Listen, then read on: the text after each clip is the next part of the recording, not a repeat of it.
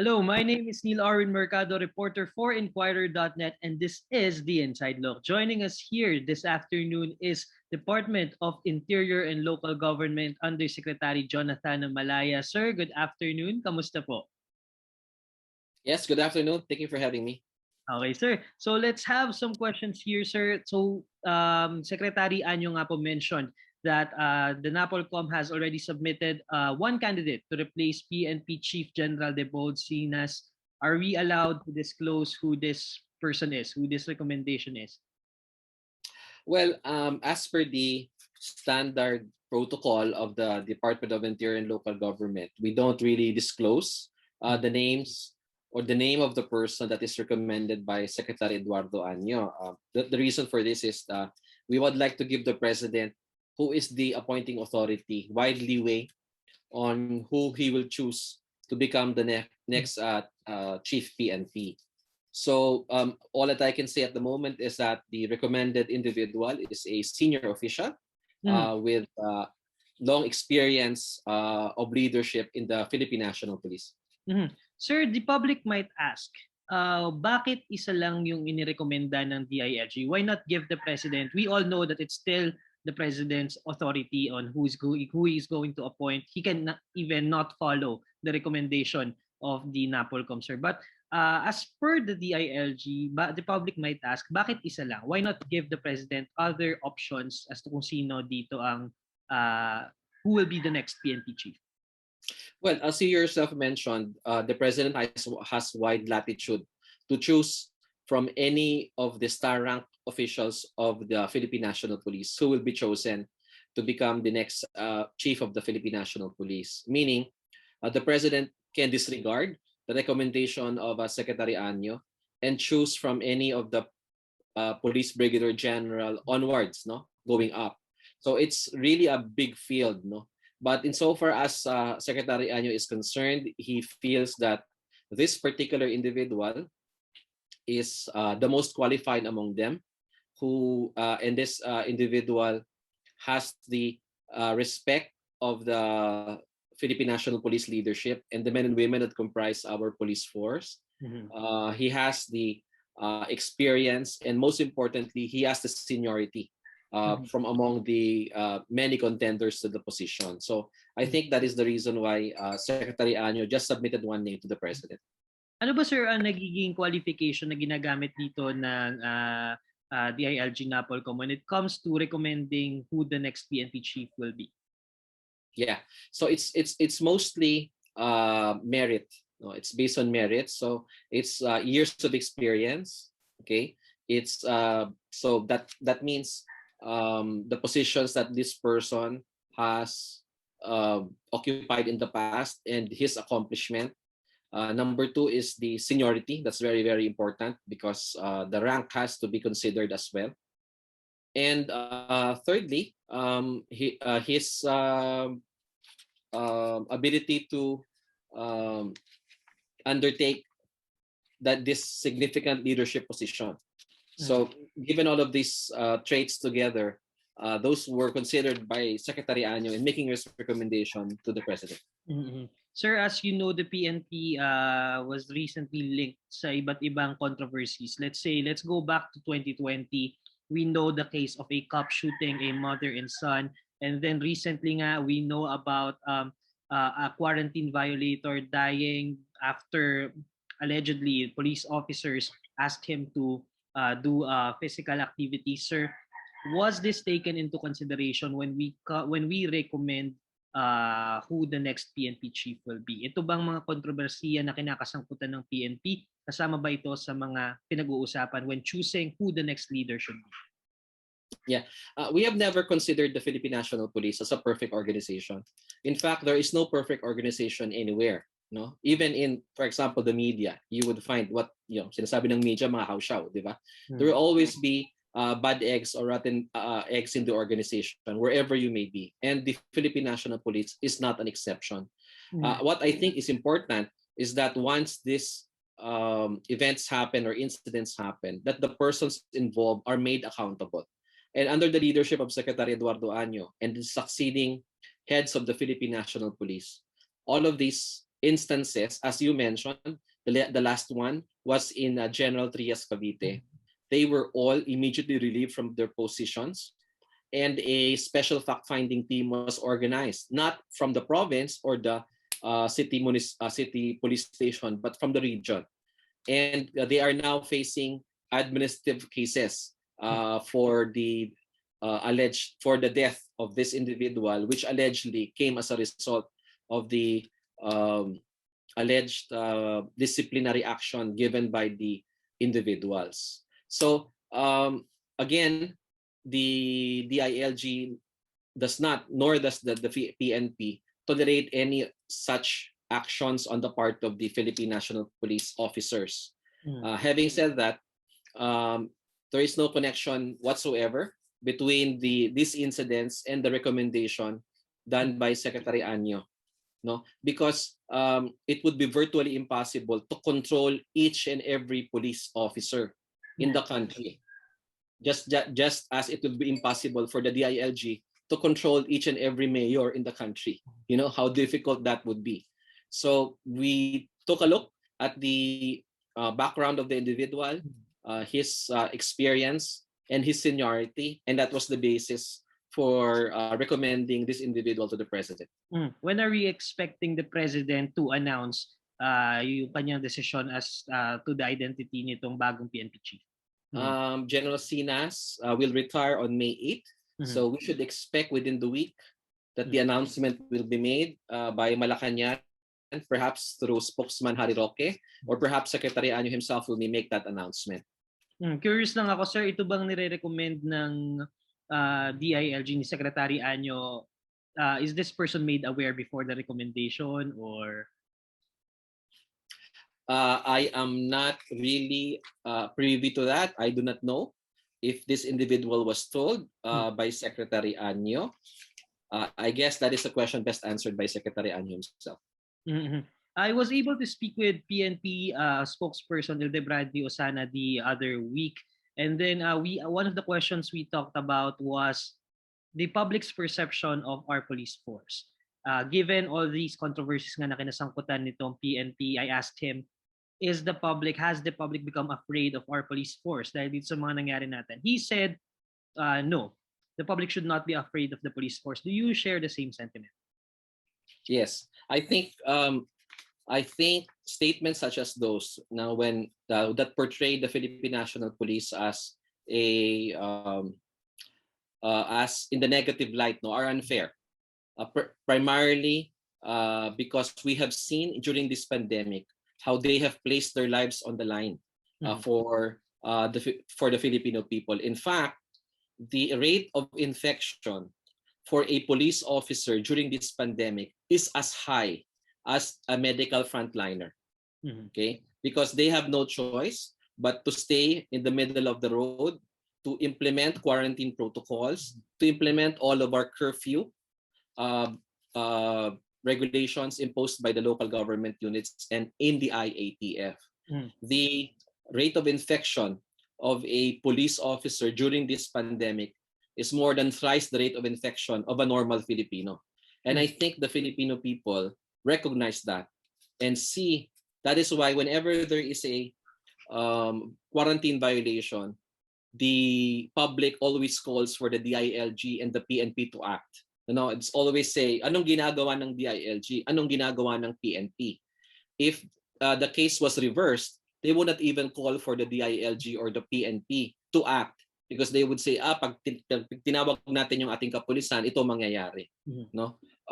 The public saw the sacrifices made by the Philippine National Police. In fact, many of the deaths from COVID-19 came from the ranks of the Philippine National Police, second only to our medical frontliners. Speaking of COVID-19, sir, let's talk about a reminder issued or an advisory issued by the DILG yesterday, reminding our local government units to be wary of reports of fake COVID-19 vaccines, particularly Pfizer, sir. On the part of DILG, how can we ensure na itong mga reports na ito or itong mga fake vaccines na ito will not reach our local governments? Well, it's really a challenge to all of us, no? Because we all know that smuggling can happen in the country Mm. because of our a very long coastline, no? We have a longer coastline than the entire United States because of our 7,100 islands. Mm. So the vigilance of the public is being requested by the Department of Interior and Local Government. We are working very closely with the Food and Drug Administration, even with the Bureau of Customs. Mm. But once the vaccines are smuggled illegally, then that's another problem. Mm. So we advise the public not to get vaccines from unofficial sources. We all know that only government can import these vaccines. Mm. In fact, anywhere in the world, only government can import a vaccine. There is no other country. There is no country in the world wherein the private sector can import. Mm. So it is the same system in the Philippines. Our private companies have to enter into a tripartite agreement with the national government through the vaccine cluster led by Secretary Charlie Garaldes. And it's only through this system wherein we can bring in the vaccines. But there has not yet been any delivery for the private sector as of now. Mm. So the public can immediately determine if a vaccine is fake or not if it is coursed through unofficial vaccination centers. So, Mm. for example, if you only heard about this in social media or read this on Facebook, or perhaps went to a website and then saw that a vaccine is going to be administered for an expensive amount, because the ones in Mexico, it's 2,500 US dollars, no? Mm. Then most probably that is fake, because vaccines are practically free. We do not sell and we do not intend to sell any of the vaccines to our 70 million Filipinos who are eligible to get vaccinated. Nagkaroon na po ba ng coordination between the DILG and let's say the Bureau of Customs to ensure na hindi makakapasok sa bansa itong mga fake vaccines na ito? Yes, that is why I said kanina we are working very closely with both the FDA and the Bureau of Customs. But as I said, we if it is coursed through illegal means, Mm. meaning it is brought to the Philippines in a remote beach front somewhere Mm. in the country, then we would need the public to help. Mm. Then we would need the local government unit to report to us through the vaccine cluster so that this may be investigated and stopped. Mm-hmm. Sir, when it comes to, let's talk about vaccination. Previously, we had reports of mayors, let's say, jumping the line, kumbaga, dito sa COVID-19 vaccinations, they were issued na mga orders, sir. Any update on these? Mayors and barangay captains were subsequently allowed to Mm-hmm. be vaccinated because they are frontliners. Mm-hmm. Okay, so I have yet to hear from Undersecretary Dinsing Mm-hmm. if we will pursue Yes. Mm-hmm. the filing of cases against these mayors who allegedly jumped the line. They Mm-hmm. have already submitted their responses to us, and it is now, I understand, in the desk of Yusek Dinsing. Mm-hmm. What is the, for the part of the DILG, what could be, if proven, sir, that if the DILG so decides that, okay, you committed this before the subsequent na pag-angat sa kanila in the priority list, let's pursue the case, what could the mayors face for the public's information? I wouldn't want to comment on that personally, no, because I myself have advocated even before Mm-hmm. as chairman of the task group on risk communications of the National Task Force COVID-19 that mayors should take the lead in taking the vaccine. Mm-hmm. Why? Because of the vaccine hesitancy in the past. Mm-hmm. Okay, we all know that a lot of the public in the beginning were wary of vaccination and more wary of Sinovac, any Chinese-made vaccine. So as we can see all over the world, it is mostly the influencers or the heads of state, like the ones in Indonesia and many parts of the world, wherein the president, the mayors, and the governors were the first to be vaccinated. Mm-hmm. So it has always been my position that public officials should take the lead because there is high vaccine hesitancy. Mm-hmm. Okay, so I would rather not comment muna, Neil, Mm-hmm. on this topic because I have made my position very clear on this from the very beginning. Mhm. Still on the topic of COVID-19, sir, the DILG and the Department of Labor and Employment signed an agreement to deploy 5,754 additional contact tracers in Metro Manila. How, sir, and when will this be rolled out? Yes, that's correct. We have signed already the joint memorandum circular, and in fact have begun the assessment and deliberation on the applicants, because we received some 13,000 applicants who would like to be 13,000. Mm-hmm. 13,000 who would like to fill in the 5,754 slots for the National Capital Region. So labis-labis pa ito, sir. Yes. Actually, ang position talaga ng DILG is we have a very strong contact tracing capacity. But because of the surge, alam nyo naman, when you have a surge makes contact tracing more difficult. Because when we have a surge, the number of COVID cases increase exponentially. Therefore, the need for a contact tracer increase exponentially as well. Now, na-overwhelmed tayo because of the surge. And that applies to everyone, no? From the hospitals to the families to the contact tracing to our isolation facilities, no overwhelmed. But now that the cases are going down and have been going down for the past week or two, nonetheless, tinuloy pa rin namin tong hiring ng 5,754 because hindi naman natin alam kung anong mangyayari. It's perfectly possible that we will have again another surge situation soon. So rather than we are placed in an uncomfortable situation, we decided to continue with the hiring. So all of these contact tracers will have to undergo training, and we hope to be able to deploy the first batch of around 1,000 to the various local government units of NCR within this week. Within this week, sir, yung first batch, first 1,000, sir. If I am watching this interview, sir, right now, and this is the first time that I'm hearing na, may hiring pala ito for contact tracers. You mentioned that we're already on our assessment stage, deliberations. Can I still apply? If I'm just learning of this now. And how can I apply? Yes, you can. And the requirements are not so difficult now because this is part of the TUPAD program. So the TUPAD program is essentially for those people who were adversely affected by the pandemic or who was displaced by the pandemic. So it's very easy to apply. It can be done online through the Department of Labor and Employment or through the Public Employment and Services Office or the PESO of each local government unit in Metro Manila. So the individual can just go to the City Hall of his or her LGU and look for the PESO office, and he may make the application there.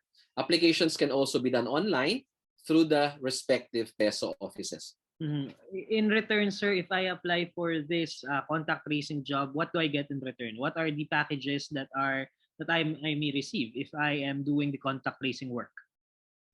Well, you will get paid on a daily basis, no?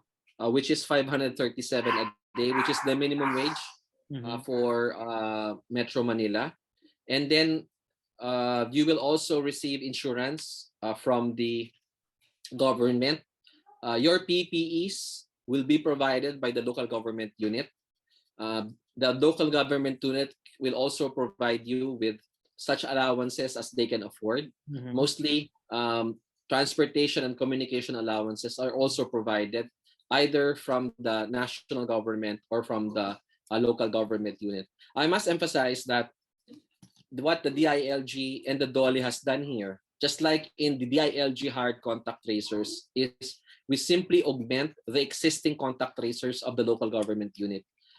Contact tracing is primarily a local effort. It cannot be done by the national government because it is a community-based effort.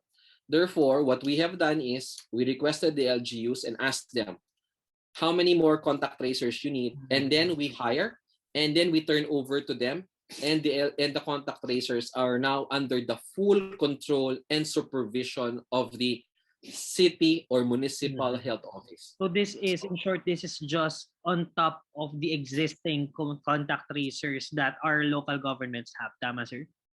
That's correct. Mm. From the very beginning, we have always had a contact tracing program since the pandemic began in February of last year. And Mhm. our first contact tracers were the city health officers through the city epidemiology unit. Mhm. And we added people as we went along, uh, people from the Philippine National Police, Bureau of Fire, volunteers. Mhm. And then we added DILG hard contact tracers.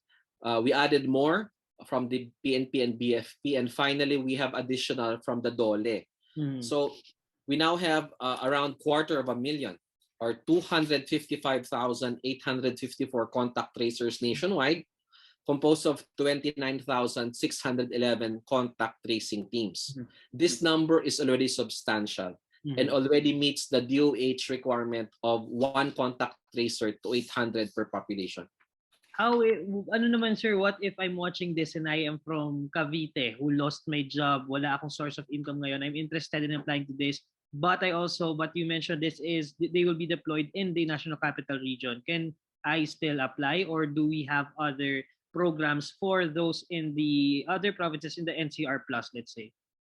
Yeah, we are already done with our hiring in Cavite and other parts of the country. We had our hiring last year, way back in September, and then we had another hiring last January. Mhm. So we're done with the hiring for other areas. We're simply hiring this 5,000 for Metro Manila because of the surge that we experienced a few weeks ago. Mm-hmm. Now, sir, let's go to another topic. Let's talk about community pantries. So the DILG recently released the guidelines for the establishment of community pantries. One of these, ito, isa sa mga talagang nag-react yung mga tao, is the pagban natin sa mga EPAL posters. As you know, sir, these are the posters of, let's say, politicians, private individuals, like promoting themselves through the community pantry, sir. How do we make sure na walang ganitong cases, and who would be held accountable should there be any violation of some sort regarding this? We have always been consistent in our call that community pantries must be independent of politics. Mhm. No, whether it is right-wing politics, central politics, or left-wing politics. No, Mhm. because we have noticed that the community pantries were also used as propaganda by some people to push for a certain political agenda. So just to be consistent with our position, and as a result of what happened in the past when there was a death in one community pantry, and by the public outcry that happened immediately after, the DILG was forced to issue guidelines. Mhm. In fact, Neil, we had no plans of issuing guidelines whatsoever because the criticism from the beginning is, why should we ask permit for to help other people? And Mhm. we do recognize that. We recognize that pantries are voluntary and private initiatives, and therefore there should be minimal, if not an all, government regulation. But unfortunately, the public likewise requested that government come in because of the super spreader events that could have happened and the death that happened during the pantry of Angel Luxin. Mhm. So as a result of that, we made this call for no politics in a pantry. And specifically, Secretary Anyo, in his advisory, said that no individual's name or logo or initial should be displayed in any community pantry. Now, if there is one, and it is proven that the individual and that this rule was broken, the primary person responsible is the organizer of the pantry. Not the Because not the person's name, or the, let's say, iba yung organizer sa name posted. Iba yung organizer sa, let's say, politician on the poster. yeah, The responsibility will lie on the organizer. no, again, let me emphasize, the community pantry is a private and Mhm. voluntary initiative. Mhm. Therefore, the primary person responsible for holding that pantry and for compliance with regulations and guidelines is the community pantry organizer himself. In the same manner that when we do a ayuda distribution, it is the barangay captain and the mayor that we hold responsible. That's why when we had a problem in Batasan Hills, we called the attention of the mayor, Mayor Joy Belmonte, and she immediately implemented interventions to ensure it doesn't happen again. The same should apply in a community pantry. If guidelines are not followed, if social distancing is not followed, if there is no proper coordination with the barangay, if it is used for politics, then it just stands to reason that the person responsible is also the organizer, because he or she allowed his pantry to be used for political purposes. I understand, sir, na, no, what led to this inclusion in the guidelines, sir? Because we know about the social distancing, we know the basis of that. How about the EPAL regulations, sir? Did we have any reports regarding this that led the DILG to include this in our guidelines? No, we were just being consistent, because in the ayuda distribution, we also made the same call. So anywhere in the country, anywhere in the NCR Plus area, you will not find a single tarpaulin or any banner or anything wherein a certain individual or a politician takes advantage of an ayuda distribution. And I can say that with a straight face, because I have myself gone around and visited so many ayuda distribution centers, and I have not seen a single one. In fact, since we made that announcement 2 or 3 weeks ago, no single report has been given to the DILG insofar as the ayuda distribution is concerned. So just to be consistent, we would also like the community pantries to be bereft of any form of politicking. Kumbaga, the people who are organizing these pantries should just focus on giving help, because that is the reason for the pandemic. That is the reason for the gift giving, for the donations during a pandemic. And there should be no space for politics, because that during times of pandemic, politics should not be the primary consideration. You mentioned, sir, kanina na some community pantries may be being used for propaganda. You said that ito used sa mga bases natin. Would you like to elaborate on that, sir? Any basis for making such statements, sir? No, alam mo naman na yun. I think you know already what I mean. Everybody knows it anyway, no? Na some people are taking advantage of it, you know. They are politicians. They would go to the pantry. They would be interviewed in the guise of, oh, I went to this pantry because I explained to the organizer their rights and responsibilities if a police officer comes and shuts them down. You know, very subtle but clearly propaganda, because that individual always runs for public office during elections, but in the guise of giving legal advice and to allegedly protect the human rights of community pantry organizers. So we also saw in other parts of the country politicians, elected officials also doing the same. So kami sa DILG, we would rather, whether it's coming from the right, it's coming from the left, it's coming from the centrists, it's coming from elected local officials, wag na po nating haluan ng politika ang pamibigay ng ayuda at ang mga community pantries, kasi hindi naman po ito panahon ng politika. Sir, Secretary Anyo also called on community pantries to coordinate with the PNP, with the local governments, to at least ensure that minimum public health standards are being followed and so on. But if I am a community organizer, how can I trust the PNP if there were reports of I'm sure you know, sir, about reports of allegedly policemen profiling itong mga community organizers, asking for their information and so on? How can I trust them if there are such reports? Again, these are alleged reports, sir. I'm not saying these are factual. I'm not saying, but there are reports out there. How can Yeah. we make sure, sir, na walang mga ganitong instances of police profiling and so on? This is the age of infodemic. This is the age of fake news, and reports are reports. No, and they're not truth until they are verified by facts on the ground. I have continuously emphasized that the alleged reports of profiling have up to now not been proven. Allegedly, someone who claimed to be a member of the Philippine National Police went to the Maginhawa Community Pantry, but no description was given, no name, no photo, no video of that incident ever surfaced in the age of social media, where everything is on video.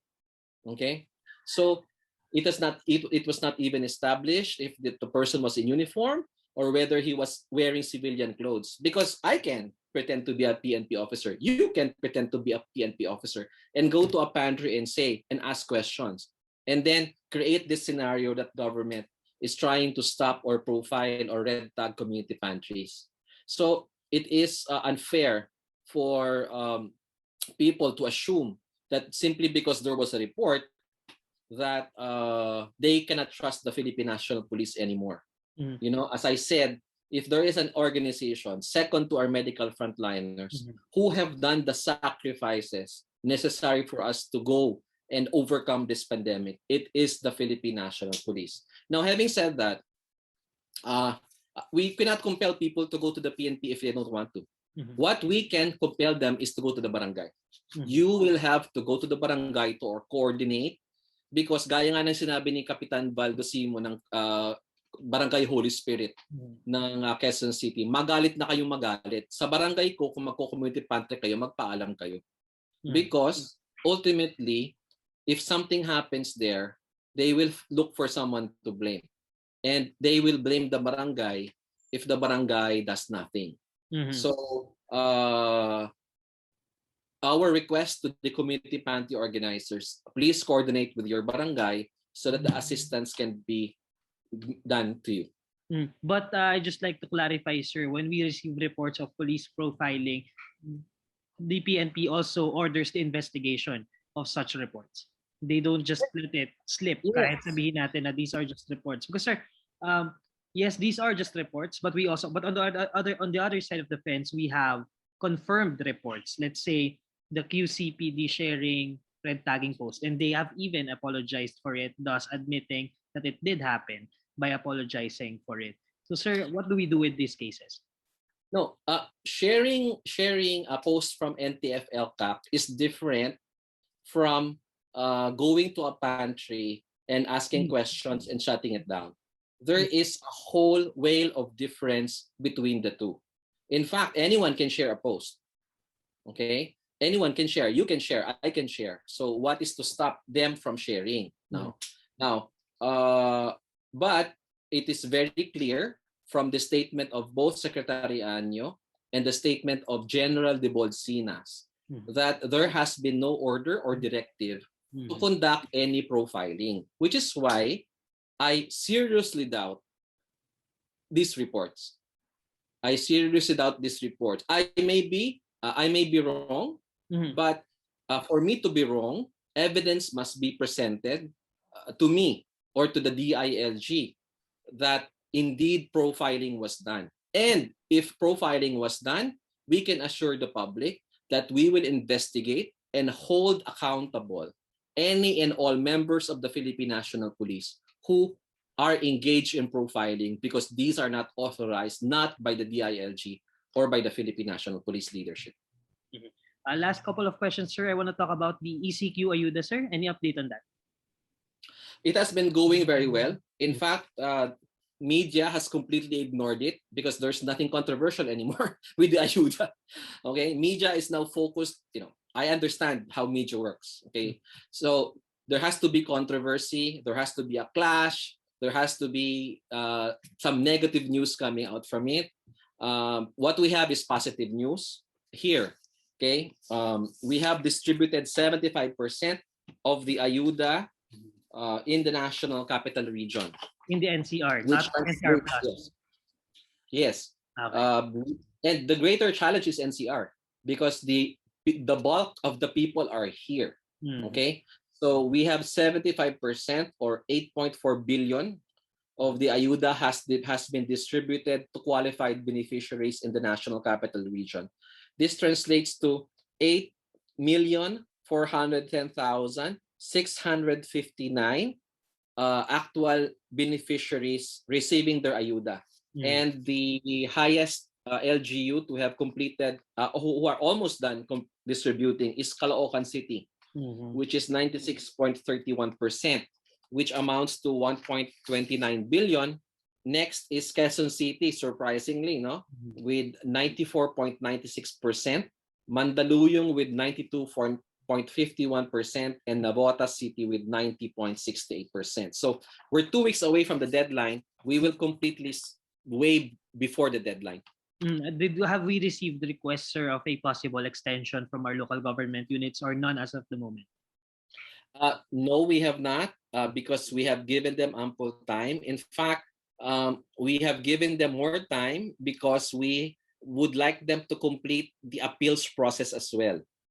There has been many people who are saying that I am new to this place. I should also be included in the ayuda. I was not included in the list by our barangay captain who has favored his or her relatives, stuff like that. Under the ayuda distribution for this year, we have a new system called a grievance and appeals mechanism per local government unit. And we would like the LGUs to complete or finish the deliberation on the appeals before May 15. That is why we have given them enough leeway. So we have not received any request for extension. And according to Secretary Anyo, we will not grant any further extension because we have given them more than ample time to complete the distribution. How do we balance, sir, itong grievance? Because you mentioned that these are also under the local government units. How do we balance na itong transparency from the grievance committee and the interests of the local government? Kasi let's say I am someone who's complaining to my local government agency about my barangay captain favoring a certain individual over others. But it also falls under the grievance committee, also falls under the local government. So how do we balance that? That there is transparency between the two. Okay. We have learned from last year's experience, and we have placed a lot of safeguards in the process of ayuda distribution this year. What are those? Number one, we required them to post the names of the beneficiaries because we wanted to be transparent and we wanted to show them that these are the list and these are open to criticism and or complaints. So even prior to the distribution, the list of beneficiaries were posted in the social media pages and the official web pages of the various local government units. The second safeguard is the grievance mechanism. It's on the barangay level and on the city level. Therefore, if an individual feels that he may not get justice from the barangay, then it's now that matter can be elevated to the grievance and appeals mechanism on the city level. And we transfer this to the city level because the money is in the hands of the LGU and they can immediately add him to the list and pay him or her his ayuda. The last appeal process is called the Joint Monitoring and Inspection Team. The JMIT is led by the DILG with the DSWD, PNP, DOJ, and a civil society organization as a member. Their role is to act on complaints that have not been acted properly by the local government unit. So through this series of mechanisms, we are confident that all complaints and appeals will be resolved expeditiously and through the mechanism that I just explained. However, we are also prepared to file cases. That is why you will notice that in the JMIT, the chief of police is there. Why? So that if there are alleged anomalies, investigation can be done and cases can be filed just like what happened last year. That's also the reason why the DOJ is there. So that once a case is filed, an inquest can immediately be done. because sometimes we have the difficulty in getting them inquested, and the case is dismissed for lack of an inquest prosecutor. So we brought this all together under the Joint Monitoring and Inspection Team to ensure that individuals who allegedly violate the provisions of the Joint Memorandum Circular can be prosecuted in charge, just like what we did last year. Do we have initial data, sir, as to how many complaints we have received so far in our grievance committees?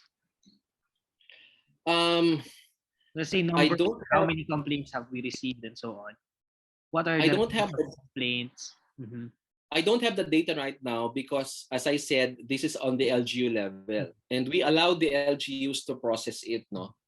But I've been asked that question before, and I've requested the LGUs to submit to us the list of complaints that they have filed. But you know, mostly the grievances are not related to corruption or to whatever. Mostly they are appeals for inclusion in the list. No, thousands would like to be included in the list, and the process is now being done. Many LGUs have already resolved it and have started paying out the appeals.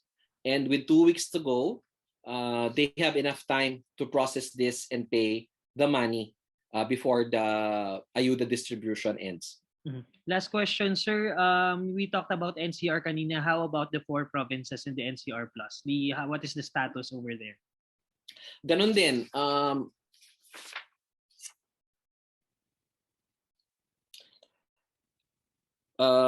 They also have a high distribution percentage, no? Laguna is at 81.29%. 2.2 billion worth of financial assistance were distributed as of April 29.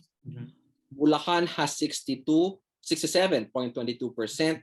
Rizal has 64.61%, and Cavite has 57.82%. So it's progressing very well, given that all have passed the halfway mark and some are on the 75% mark. We are confident that they will all be completed before March 15, which is the deadline. So you're also confident, sir, that there will be no more extension when it comes to ayuda distribution? Well, the final decision rests on Secretary Anyo and Secretary Bautista of the DSWD.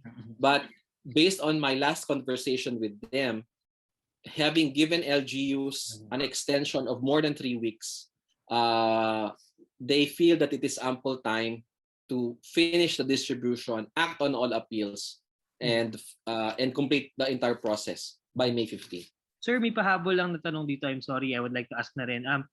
May nagtanong kasi, di ba, we are only hiring 5,700 contact tracers. You said we have 13,000 applications. What happens doon sa mga hindi matatanggap? And do we plan to have another mass hiring of contact tracers aside from the 5,000? Kami naman sa DILG, ang mandate namin is to ensure that the contact tracing program is intensified as a result of the surge. So as to what we will do with the rest of the applicants, I don't know what the plan of DOLE is. Up to DOLE. It is DOLE's program. Tupad. Kami naman wala kami sa employment eh. We do not, our mandate is public safety, peace and order, and good local governance. So I think that question is better addressed to the DOLE. As to the plans of whether we plan to renew them after their contracts have expired, again, that question is better addressed by the Department of Labor and Employment. And that is your inside look with DILG Undersecretary Jonathan Malaya. That has been a very productive discussion, sir. Thank you so much. Keep safe kayo, sir. Maraming salamat. Mabuhay kayo. Opo. And again, this is Neil Arwin Mercado, reporter for INQUIRER.net, and this has been your Inside Look.